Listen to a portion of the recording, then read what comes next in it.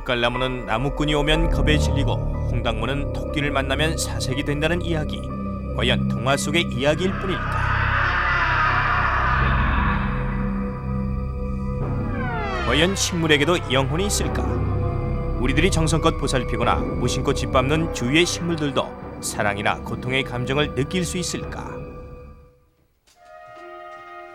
1966년 식물이 단순한 유기체로만 여겨지던 당시 미국 뉴욕의 생물학자 백스터 씨는 한 가지 발견을 하게 된다. 연구 도중 휴식을 취하던 그는 앞에 놓인 화초와 전류계를 보고 문득 식물도 동물처럼 자극에 반응하는지가 궁금해졌다. 그래서 사람의 반응을 측정하는 데 쓰이던 전류계를 화분과 연결하고 마시고 있던 뜨거운 커피를 잎사귀 위에 떨어뜨려 보았다. 그러자 놀랍게도 화초는 커피에 대한 반응을 보였다. 그리고 잎사귀를 태울 때는 더욱더 격렬한 반응을 보이는 것이었다. 식물도 자극에 따라 다양한 반응을 보인다는 위대한 발견이 이루어진 순간이었다. 그 후 백스터 박사는 식물의 감정에 대한 연구를 계속하였고, 그러던 어느 날 아니 이게 어떻게 된 거야?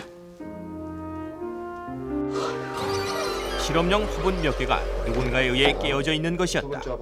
백스터 박사는 그런 장난칠 만한 아이들을 불러 모아 한 가지 실험을 해보기로 했다. 다른 화분들이 깨지는 것을 목격한 남아있는 화분을 전류계와 연결시켜 아이들에게 차례대로 들어보게 한 것이다. 그리고 그 화분이 동료 화분을 깬 범인에 대해 반응을 보이는지 살펴보았다. 세 번째. 동료 화분이 깨어진 것을 목격한 증인 화분은 한 아이에 대해 격렬한 반응을 보였다. 그리고 그 아이는 자신이 화분을 깼다고 털어놓았다. 식물이 아이의 죄책감을 읽은 것이었을까? 이 실험은 백스터 박사의 첫 번째 발견과 더불어 큰 화제가 되었다.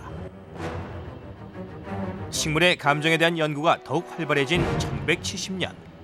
식물의 미스테리한 능력을 직접 실생활에 이용해보고자 하는 시도가 이루어졌다. 어느 날 밤 미국의 한 화원에서 살인사건이 일어났다.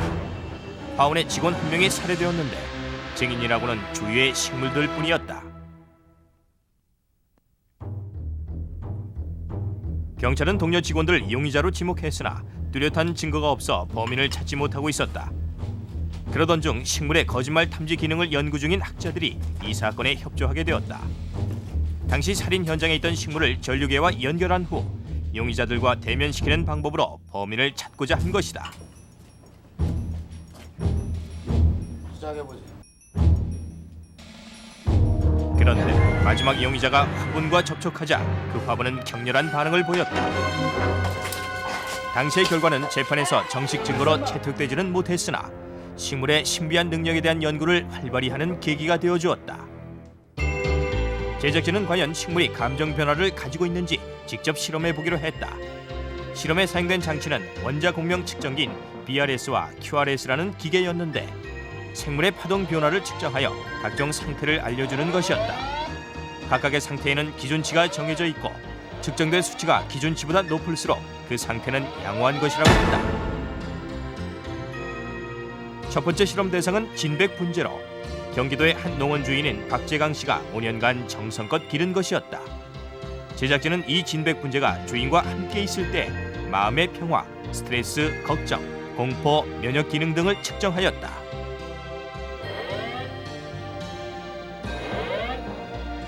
사람의 경우 평소의 스트레스 지수는 -3에서 -5 사이라고 했다. 그런데 이 진백 분재의 지수는 +17로 스트레스가 거의 없는 평화로운 상태임이 드러났다. 그리고 주인이 아닌 다른 사람이 분재와 접했을 때의 지수는 -2로 스트레스를 많이 받는 상태가 되었다. 또 다른 사람과 함께 있을 때도 그 지수는 0으로 별 차이가 없었다. 그런데 다시 주인이 분재를 잡고 측정했을 때 측정치는 +16으로 스트레스가 무려 16배나 감소한 것을 알 수 있었다. 식물도 자신의 주인 곁에 있을 때 마음의 평화를 느낀다는 것이 확인된 것이다. 이번엔 식물의 공포에 대한 감정을 측정해보기로 했다. 두 번째 실험 대상인 화초의 공포 지수는 +3으로 사람의 평소 상태와 비슷한 것이었다. 그런데 제작진 중 한 명이 가위로 이 화초의 잎과 줄기를 무참히 잘랐다.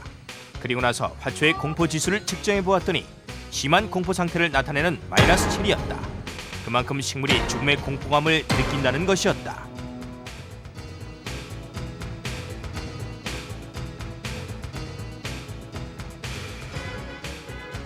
(3시간) 후 화초를 잘랐던 그 제작진이 다시 화초를 잡았을 때 화초의 공포감을 측정해 보았다.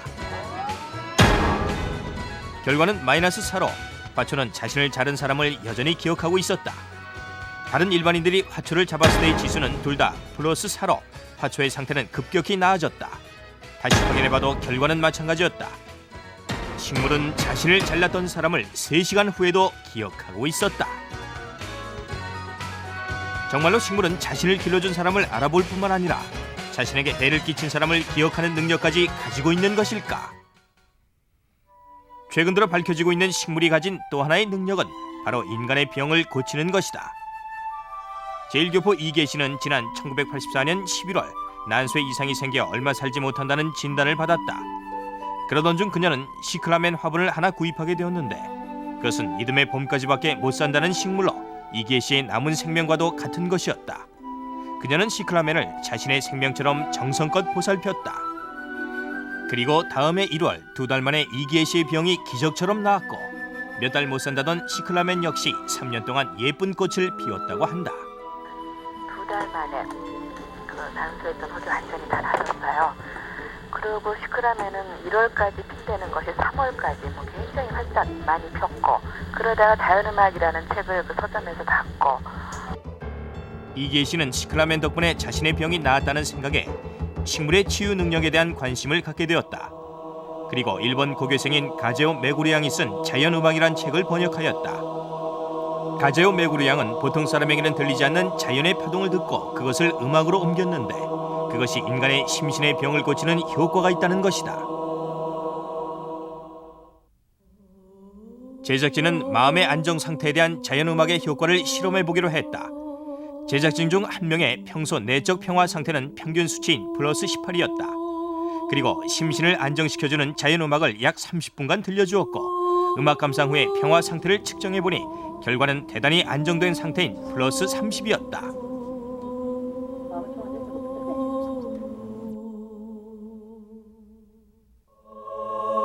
불안과 초조의 상태 역시 자연음악을 들려주기 전과 들려준 후가 큰 폭의 차이를 보였다.